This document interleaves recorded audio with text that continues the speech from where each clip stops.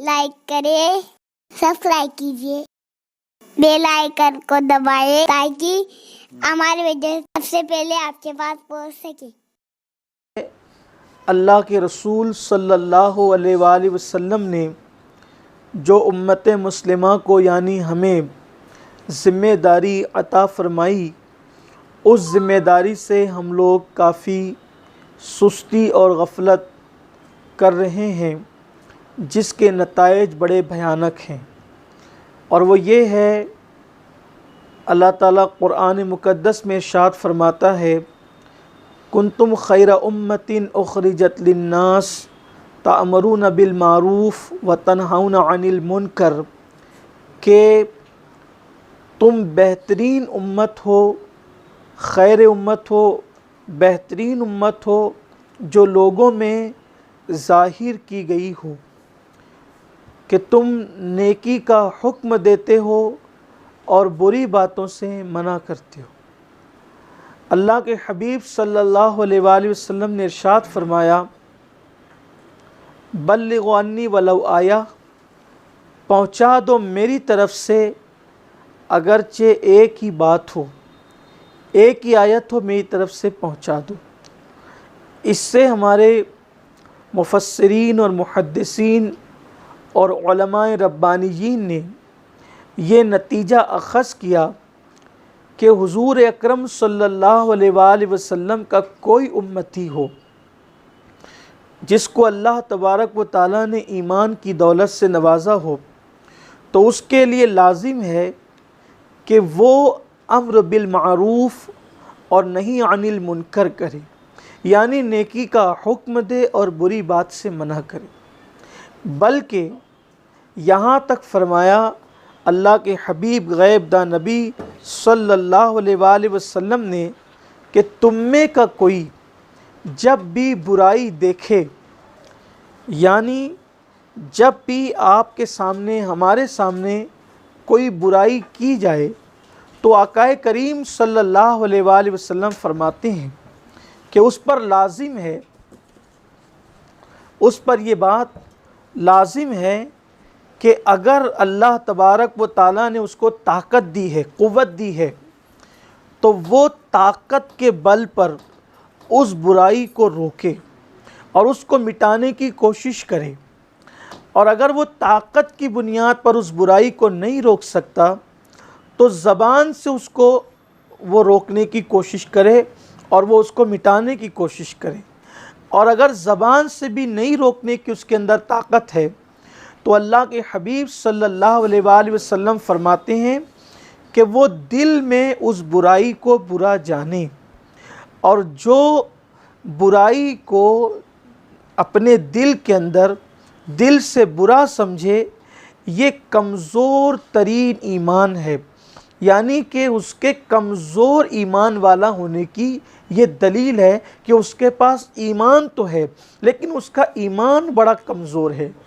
3 दर्जे हैं कि जब तुम बुराई को देखो तो उसको ताकत से रोको, अगर तुम्हारे अंदर ताकत है तो, और नहीं ताकत से रोक सकते हो तो ज़बान से रोको, और ज़बान से भी नहीं रोक सकते तो अल्लाह के हबीब अलैहिस्सलाम फरमाते हैं कि दिल में बुरा जानो। लेकिन जो दिल में बुरा जान रहे हैं, ये दिल में बुरा जानने वालों का ईमान कमज़ोर है।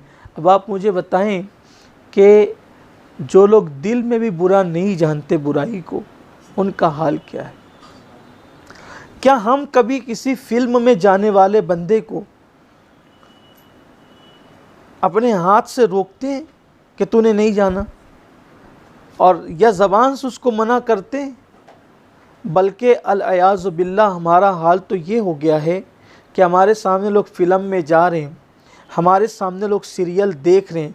लोग तो लोग हैं, ख़ुद के बच्चे, ख़ुद की बीवी, ख़ुद की बहनें, ख़ुद की माँ, ख़ुद का बाप घर में बैठकर लॉकडाउन के पीरियड में, जबकि लोग लुक़मे को मोहताज हुए चंद दिन पहले, और अब बहुत सारे इलाकों में कारोबार शुरू हुआ है, बहुत सारे इलाकों में तो अब भी कारोबार की पोजीशन बहुत ज़्यादा खस्ता हाल है।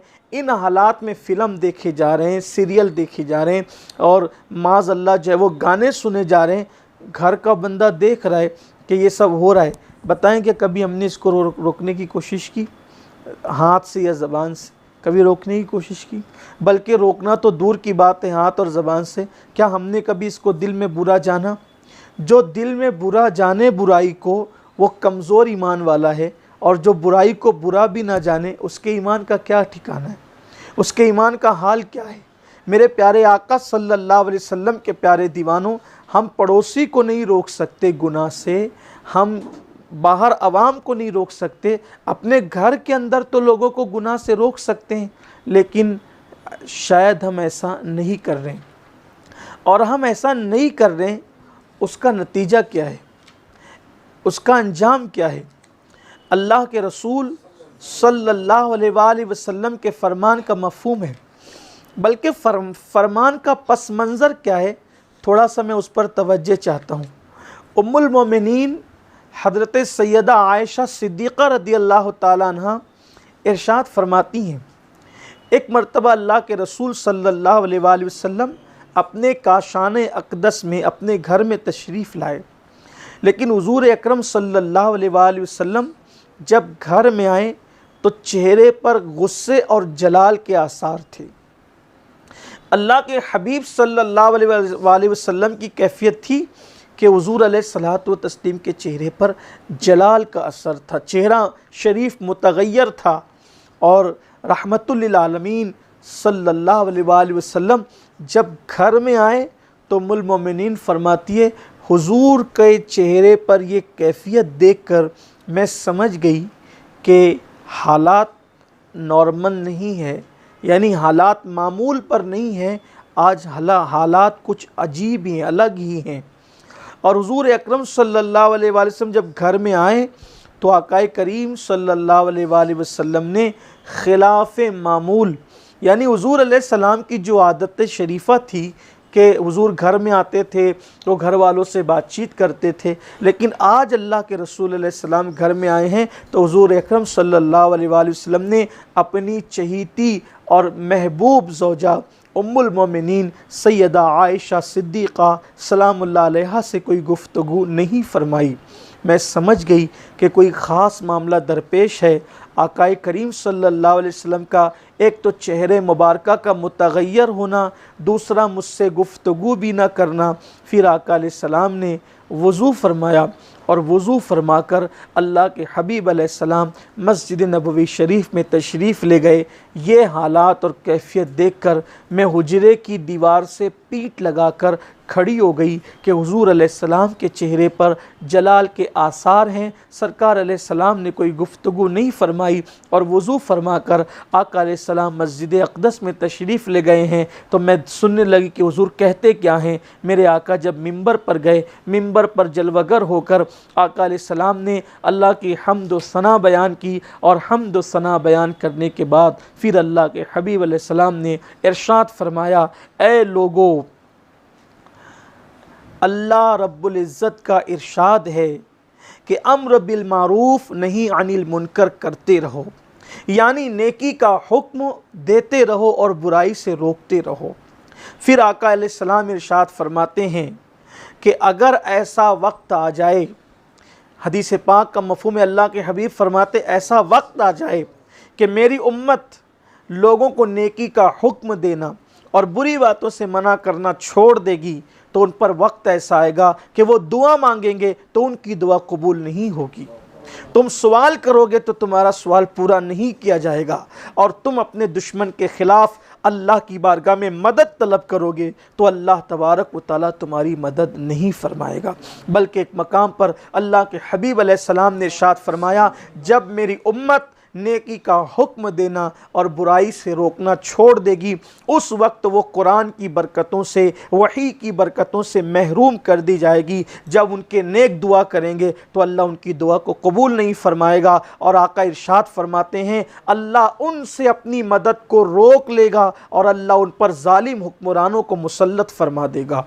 आप मुझे बताएं, घर में बच्चों को कैरम ला करके देने वालों मुझे बताएं, अपने घर में अपने बच्चों को गंदी फिल्में देखते हुए भी मुंह को सीने वालों और मुंह को बंद रखने वालों मुझे बताएं कि आज लोग कहते हैं कि मौलाना हमारी दुआ कबूल नहीं होती, मस्जिदों में दुआएं की जा रही है, दुआ कबूल नहीं होती, कोरोना जाता क्यों नहीं जबकि दुआएं हो रही है। एक वक्त ऐसा था कि इधर हाथ उठते थे और उधर दुआएं बाबे इजाबत इलाही से टकरा जाती थी और हमारी मुरादें पूरी हो जाती थी। क्या गौस पाक के दौर में जो है वो इधर दुआ हुई उधर बारिश हुई, गरीब नवाज के दौर में इधर दुआ हुई उधर लोगों की मुरादें पूरी हो गई। गरीब नवाज ने कह दिया कि मैंने फलां को जिंदा गिरफ्तार करवा दिया मुसलमान फौज के हाथों, तो वो 3 दिन के अंदर अंदर गिरफ्तार होता हुआ नजर आया। आज ये जलवे हम क्यों नहीं देखते? मुझे बताओ, दुआ की कबूलियत के शौकीन इंसान क्या ये नहीं देखता कि गरीब नवाज संजर छोड़कर,